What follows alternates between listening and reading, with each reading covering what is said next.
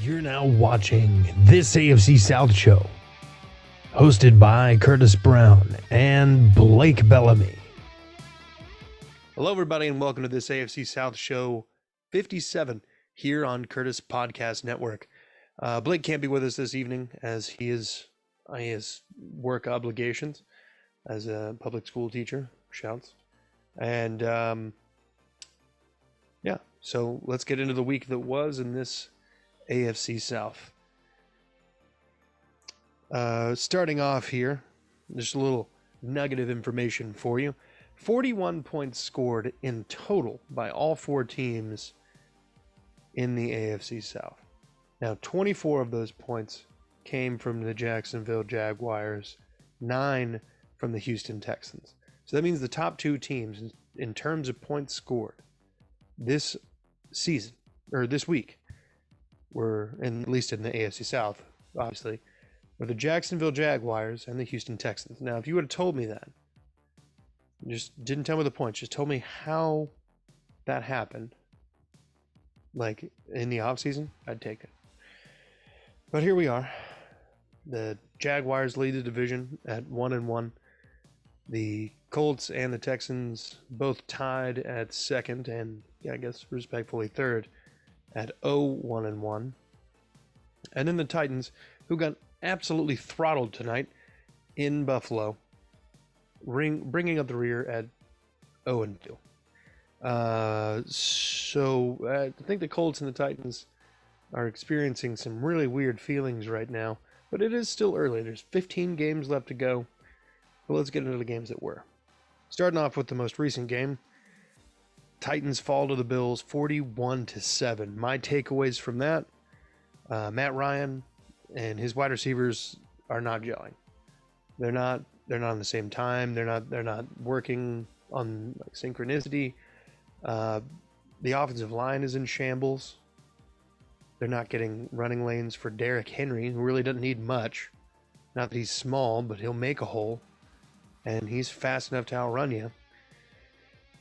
And they're not allowing anywhere near enough time for Ryan Tannehill to do anything at all. He's scrambling around, trying to find somebody, throwing horrible passes under pressure because he's got no time. There's no time to look for the best target or who's open. It's get the ball out of my hands and don't eat this sack. And that's a hard way to be as a quarterback. But Lewan also leaves this game early with a knee injury and did not return.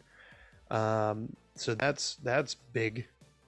They had Daly come in and play. The guy they traded for from Carolina came in and played left tackle. I haven't looked how he did yet specifically. I will be watching the all 22 of every AFC South game coming up. But the offensive line just did not look like a cohesive unit. And I think that's going to be a bigger problem than... I think it's going to be a bigger problem than some people are giving it credit for. Next... the defense just got absolutely mollywopped by Josh Allen and Stephon Diggs. Diggs put up a monstrous 3-touchdown performance, 11 catches, 120-plus yards, I'm thinking, because I got 40-plus points for him in my fantasy league. Shouts to the one league that I won in this week. 1 and 2, didn't win the this AFC South show, but, I won in a bigger money league, so that's what counts. But Josh Allen and Stephon Diggs were able to do whatever they wanted. Stephon Diggs made the secondary of the Titans look like shit. They look like amateurs. They look like college. They look like they just dropped out of college and decided to suit up for the Titans, essentially. They were able to get some pressure, but they just weren't able to create turnovers that would have been anything meaningful in any sort of way.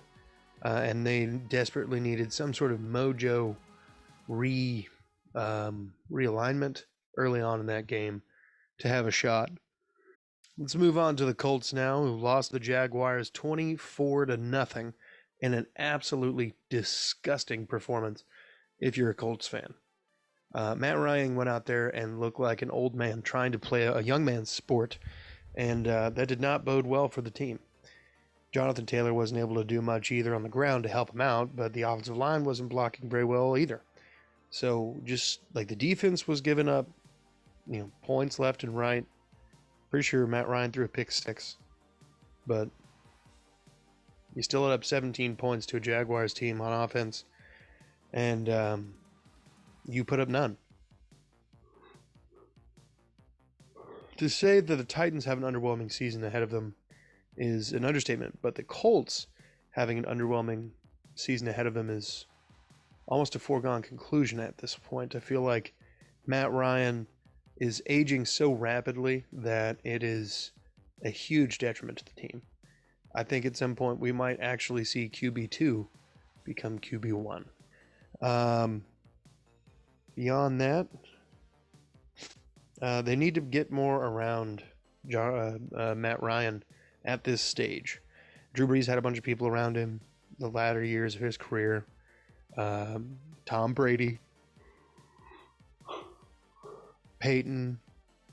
I mean, they just go where players are, and they try to win rings, And they need to do that if they're going to try to actually have any sort of playoff shot. So, OBJ's on the open market. Let's see if that's something that could work out for him.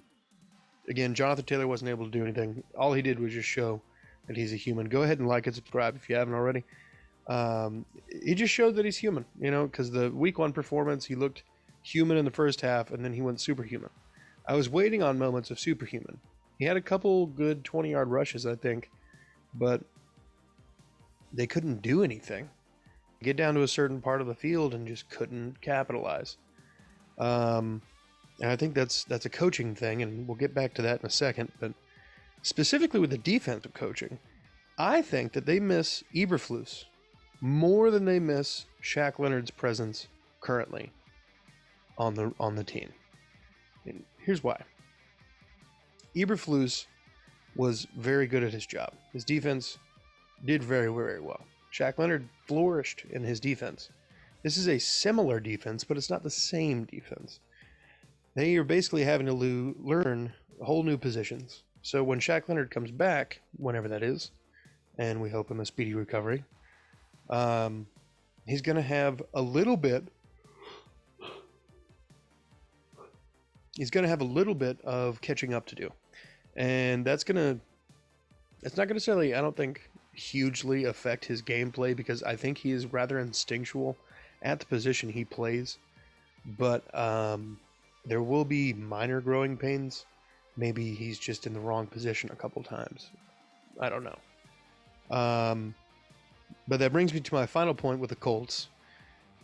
Frank Reich and Ballard, are they officially on the hot seat now?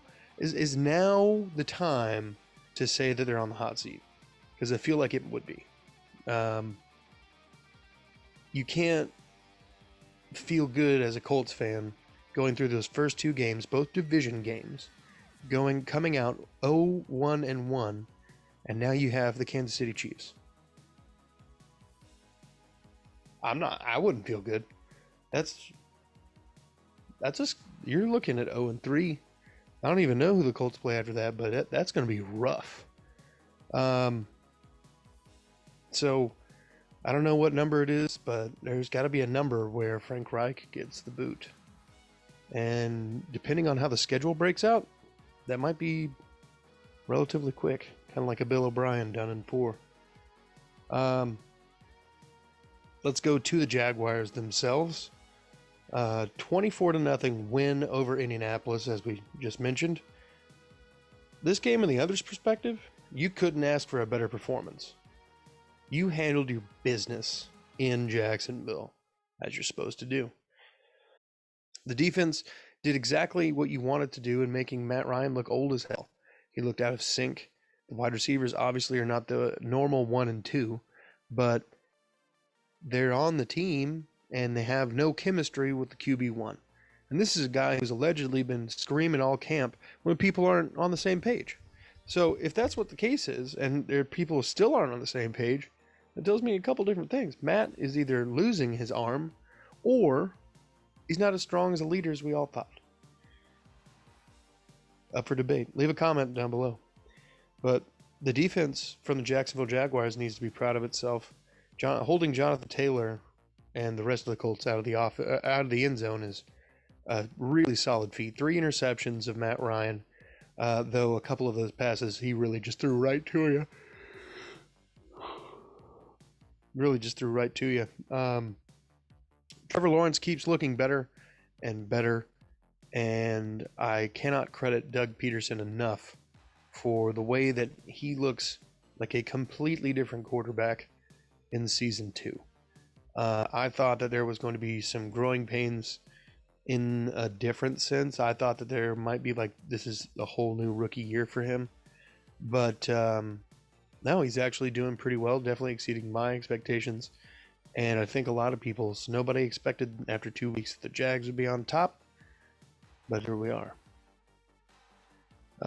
Christian Kirk, I think, is proving his money to be money well spent early on. We'll see exactly how well spent soon enough. But as of now, he's got at least 3 touchdowns on this young season. He's had over 70 yards in both of the games and 5+ catches. If you got Christian Kirk, I think no matter who they're playing, I think he might be your definite start for the Jaguars. Then James Robinson and Travis Etienne as a combo are a duo to be reckoned with in the South. I don't know that there's a better running back duo in the South right now. No. I mean, Jonathan Stewart and Nyheim Hines are a pretty good duo. Don't get me wrong. Jonathan Taylor alone is probably makes up most of that thing, but Nyheim Hines as a third down catcher is pretty great.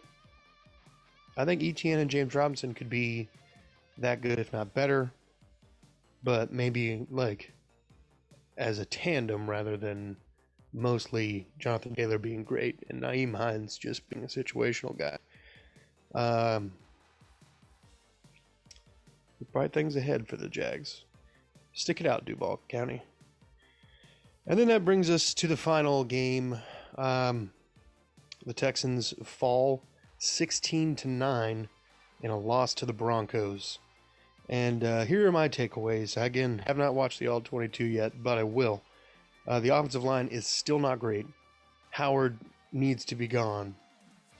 And we need to get rid of A.J. Cann. A.J. Cann's a 1-year deal, I believe, maybe a 2-year deal, but he's probably not going to stick around much longer. Howard, we got an extension for him. They picked up the 5th-year option. I think it's safe to say that he's not going to be in the building next year, even if that 5th-year option is there. I think they're going to try to trade him. The offensive line is it looked better because Justin Britt was not playing. Scott Quesenberry played phenomenally at center compared to Britt, I should say. Kenyon Green played pretty well. Laramie Tunsil did all right. I think there was maybe a false start or a hold or something on a couple plays, but Howard is getting worked every time. A.J. Cann is barely able to hold his block for long enough to have Davis Mills think rather than do anything else. So that leads me kind of to my next point. Mills needs to be able to relax. He needs to be able to see the field. If you don't have a lot of time as a quarterback, your thought process has to be rushed. When it's rushed, you're making rushed, quick decisions, which sometimes lead to bad throws. Now, fortunately, those bad throws just fell incomplete for some reason, and not into the arms of another defender.